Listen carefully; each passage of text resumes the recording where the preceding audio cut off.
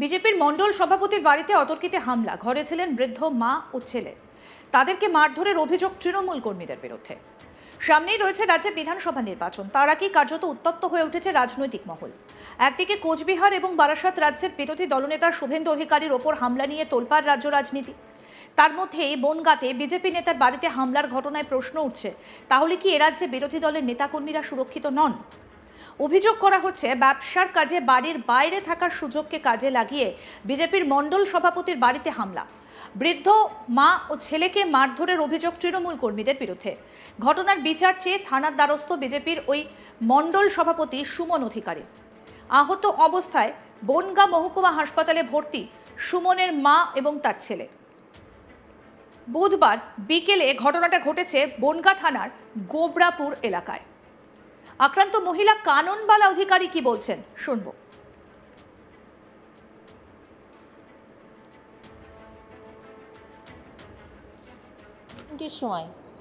বিকেল 3টের সময় আমি শুয়েছিলাম আর আমার নাতি পরীক্ষা দিতে গিয়েছিল।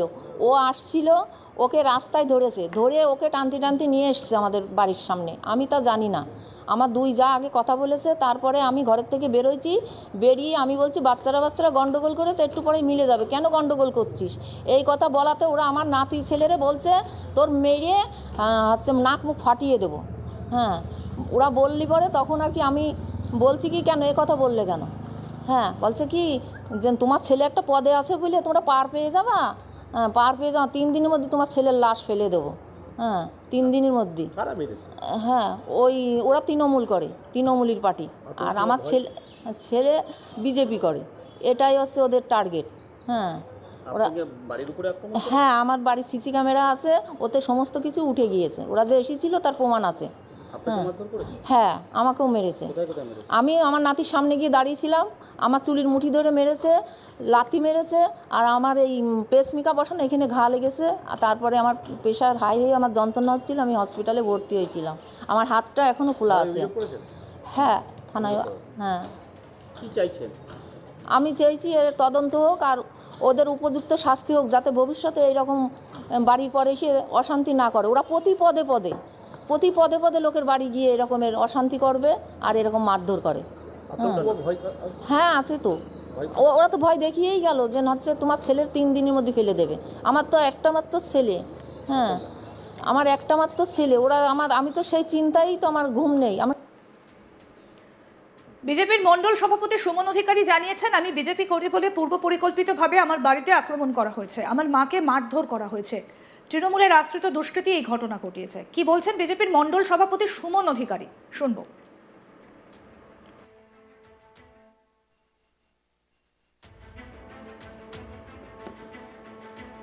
দেখুন, এগুলো একটা পূর্ব পরিকল্পনা মাফিক আক্রমণ হয়েছে। সেই সময় আমরা বাড়িতে ছিলাম না এবং আমরা বিজেপি কর্মী প্রকাশ্যেই বলে গিয়েছে যে বিজেপি করে, সেই কারণে আমার 3 দিনের মধ্যে লাশ ফেলে দেবে এবং আমার মাকে মারধর করে এবং মাকে রাত্রিবেলা আমাদের অ্যাডমিট করাতে হয়েছে। তার পেসমেকার বসানো আছে, তার পেসমেকারে আঘাত লেগেছে এবং হাতে আঘাত লেগেছে, পিঠে, মাথায়, সমস্ত জায়গায় আঘাত লেগেছে। মারধর করেছে 3 জন তৃণমূলের একদম দুষ্কৃতী বললে চলে। একটা আছে তারক দে, একজন আছে জয়া দে, আর মোস্ট ওয়ান্টেড ক্রিমিনাল হচ্ছে বাচ্চু দে। এ হচ্ছে এই সমস্তগুলো করে বেড়ায় ওই এলাকায়, সকলেই জানে এবং এই মারধরগুলো করে। আমার বাড়ি গোবরাপুর এলাকায়। হ্যাঁ, আমার বাড়িতে চড়া হয়েছিল এবং সমস্তটা সিসিটিভি ক্যামেরায় রেকর্ড আছে। হ্যাঁ, থানায় অভিযোগ করেছি। অবশ্যই এদের যাতে উপযুক্ত শাস্তি হয় আর এদের এই ক্রিমিনালগুলো যাতে অ্যারেস্ট হয়। অ্যারেস্ট না হলে আমরা পার্টিগতভাবে আমরা সেই পদক্ষেপ নেব, সেটাও আমরা বলে এসেছি থানাতে। সুমন অধিকারীর অভিযোগ, তিনি ব্যবসায়িক কাজে বাড়ির বাইরে ছিলেন, সেই সময় 3-4 জন তৃণমূল কর্মী তার বাড়িতে এসে চড়াও হয় এবং তার বৃদ্ধ মা বেলারানী অধিকারী এবং তার নাবালক ছেলেকে মারধর করে। পাশাপাশি হামলাকারীরা সুমনকে খুনেরও হুমকি দেয় বলে অভিযোগ। সুমনের অনুমান, পুরনো কোনো আক্রোশে এবং বিজেপি করার কারণেই তারা এই ঘটনা ঘটিয়েছে।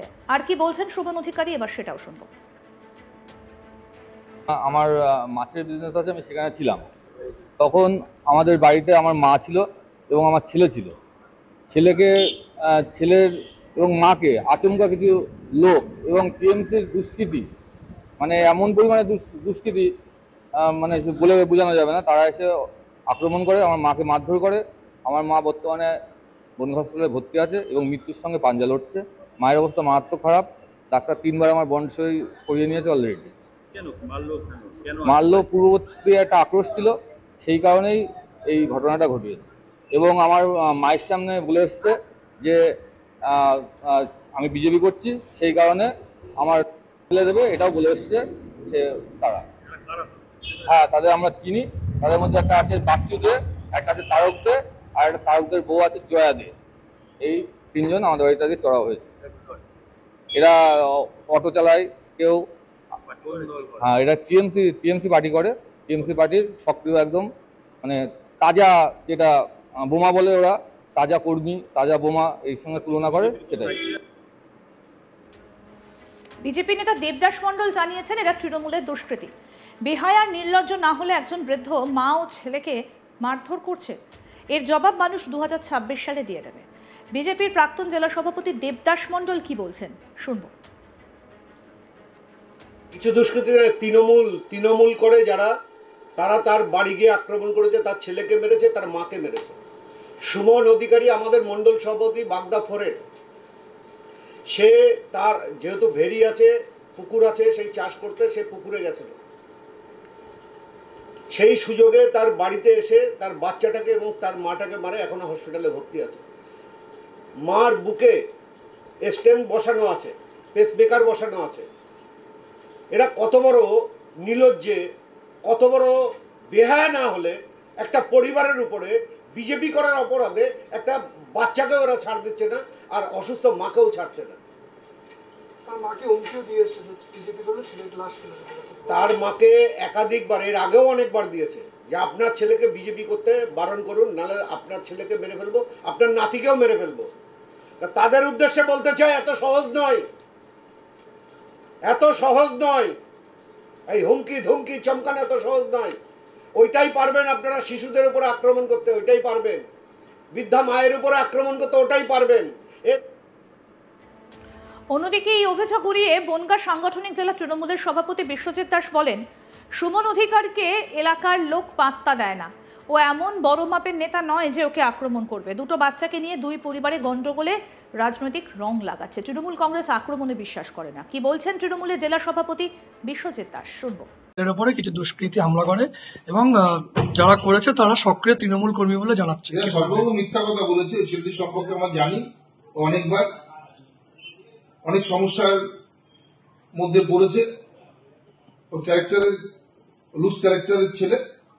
এই ঘটনাটা ঘটেছে অন্য দুটো পাশাপাশি, ওই দুই পরিবারে দুটো বাচ্চা স্কুলে গন্ডগোল করেছে। সেই গন্ডগোলের পরিপ্রেক্ষিতে ওদের মধ্যে অশান্তির একটা বাতাবরণ তৈরি হয়েছে। এক্ষেত্রে তৃণমূল কংগ্রেসের কোনো ভূমিকা নেই। তৃণমূল কংগ্রেস এসব করে না, এটা প্রয়োজন হয় না। আরো আপডেট পেতে দেখতে থাকুন আজ তাক বাংলা। সাবস্ক্রাইব করুন, নোটিফিকেশন পেতে বেল বাটন অপশন প্রেস করুন।